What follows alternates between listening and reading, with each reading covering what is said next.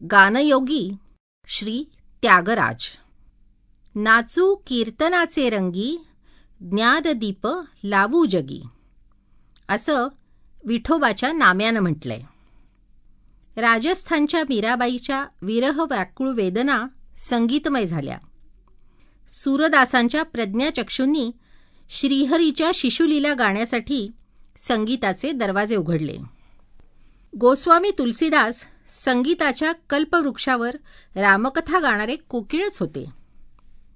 बंगाल, बिहार, ओरिसा गीत गोविंदाच्या अष्टपद्या गाऊन मृदुंगाच्या तालावर हरिबोलचा गजर करीत अजूनही डोलतायत. तर आंध्र, कर्नाटक, तामिळनाडू गोपुरांच्या छायेत त्यागराजांच्या कृती गाऊन देवाला आळवतायत. मंडळी, ज्या महापुरुषानं आपल्या कवित्वानं आणि संगीत जीवनानं कर्नाटक गानशैलीचं प्रवर्तन केलं, त्या गानयोगी त्यागराजांचा जन्म चैत्र शुद्ध सप्तमी 4 मे 1767 या दिवशी झाला. त्यांची मातृभाषा तेलुगू.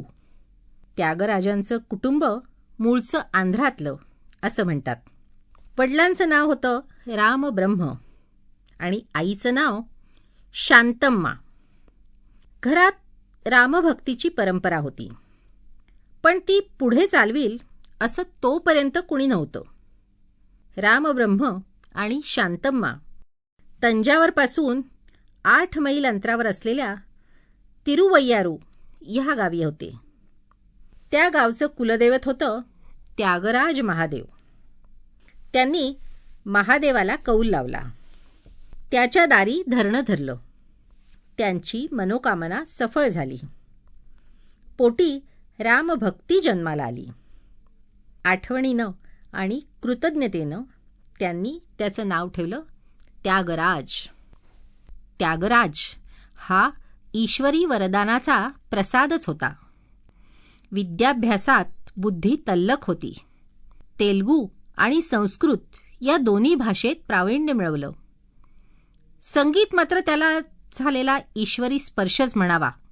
वयाच्या 18व्या वर्षी त्याचा विवाह झाला. पार्वती नावाची भार्या संसार करायला आली. पण संसाराचे 3 दगड मांडणं होतं न होतं तोच तिला देवाघरचं बोलावणं आलं. पाठोपाठ आई वडीलही गेले. त्यागराज त्या दुःखानं होरपुळून निघाला. संसाराची क्षणभंगुरता त्याच्यासमोर मूर्तिमंत उभी राहिली. मनात वैराग्य निर्माण झालं. गीत आणि संगीताची नशा उभी करून तो लौकिक दुःख हलकं करू लागला. भावानं त्याचं दुसरं लग्न करून दिलं.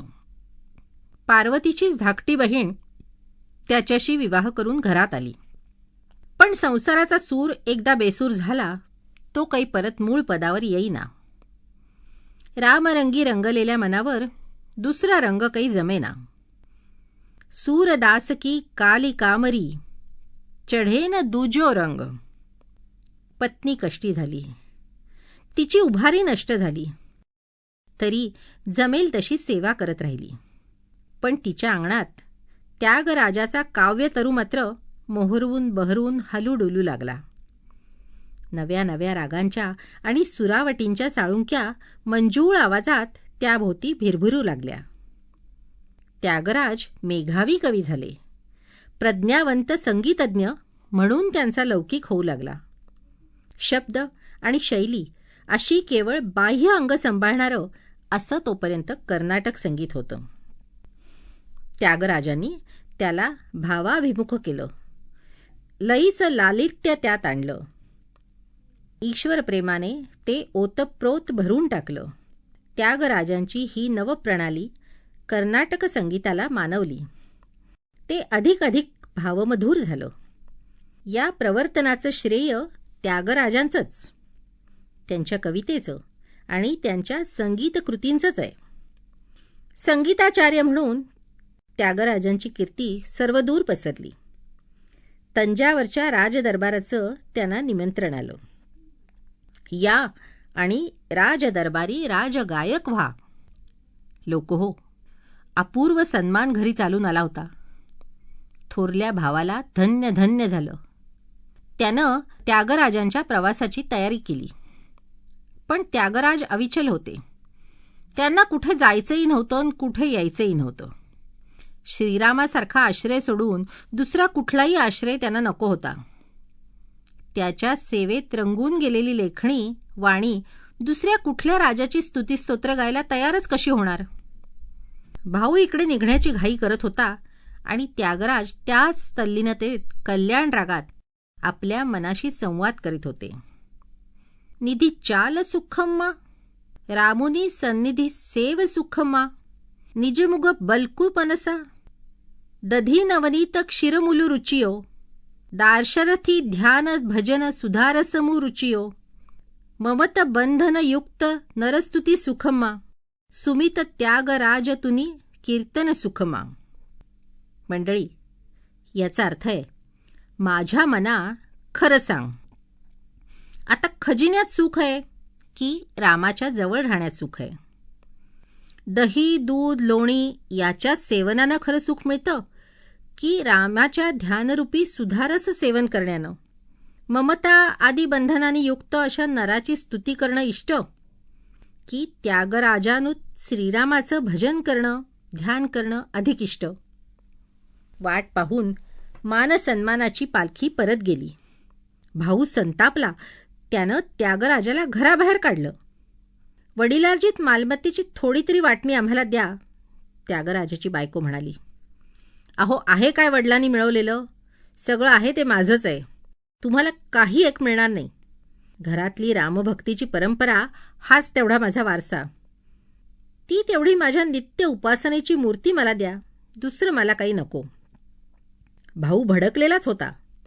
त्यानं अक्रस्ताळेपणा करून ती रामाची मूर्ती कावेरी नदीत फेकून दिली आणि म्हणाला, जा शोध आणि मिळव तुझा वारसा. कावेरी नदीला त्यावेळी पूर आला होता. सारंच काही हिरावून घेतलेलं. त्यागराज आणि त्यांची पत्नी कावेरीच्या तीरावर उभे राहिले. राममूर्तीच्या वियोगानं त्यागराज व्याकुळ झाले. त्यांचं मन त्या मूर्तीसाठी तळमळू लागलं.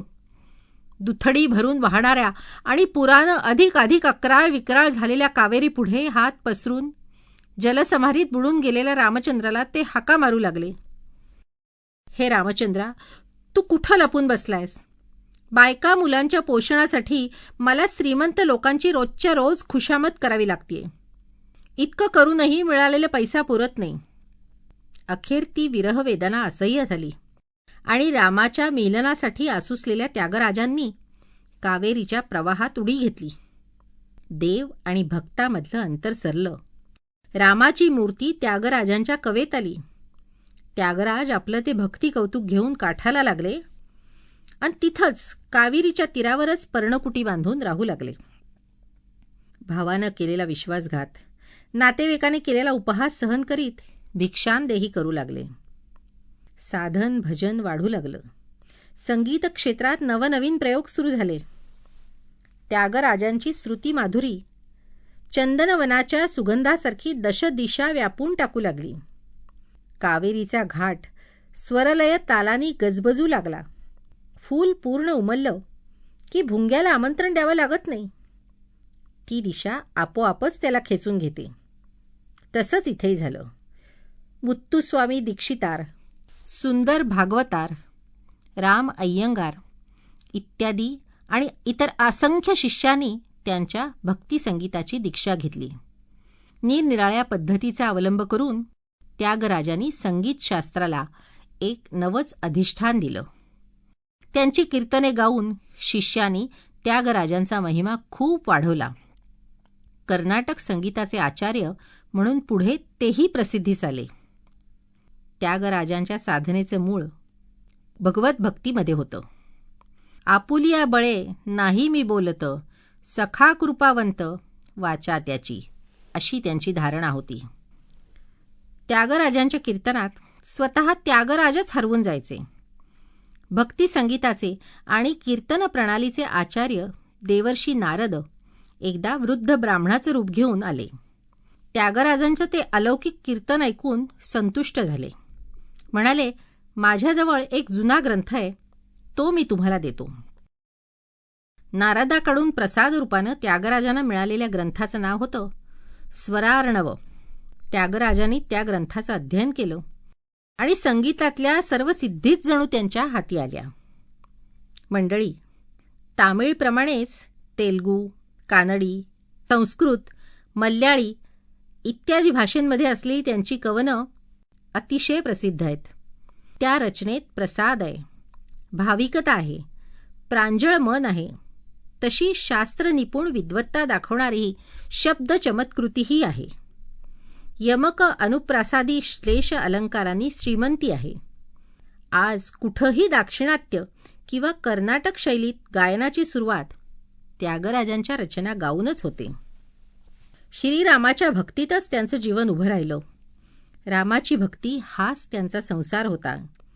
त्याविषयी त्यांनी म्हटलंय, नाद सुधारस बिलनू नराकृती याचे मनसा, वेद पुराणा गमनशास्त्र दुलधारमयी, स्वरमुला सन्निकोटी घंटलू, वरांगुम कोंदंडुम नरयुन देशम्यू त्रिगुणमू, निरतगती शरमुरा, सरस संगती संदर्भमू, गरगिल मुलुरा, धरभजन भाग्यमुरा, त्यागराजू सेविंचू.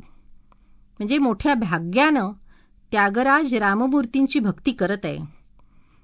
ती मूर्ती कशी आहे? नाद सुधारसाने रामाचं शरीर धारण केलं. वेद, पुराण, शास्त्रे आदींचा ते आधार आहे.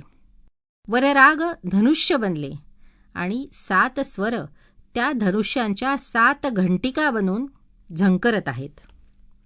असे हे भक्तराज, संगीताचे मुकुटमणी, गानयोगी त्यागराज प्रदीर्घ आयुष्य जगून 6 जानेवारी 1847 या दिवशी रामस्वरूपात विलीन झाले. विद्यासुंदरी, बंगलोर, नागरत्नम अम्मल या प्रख्यात गायिकेची त्यांच्या ठायी अपूर्व भक्ती होती. त्यांनी त्यागराजांची समाधी बांधून तिच्यापुढे वाल्मिकीची मूर्ती स्थापन केली. त्यांच्या पुण्यतिथीच्या वेळी त्यांच्या समाधीस्थळाजवळ संगीततज्ज्ञांचा आणि संगीतप्रेमींचा मेळा जमतो आणि संगीतोत्सव साजरा होतो.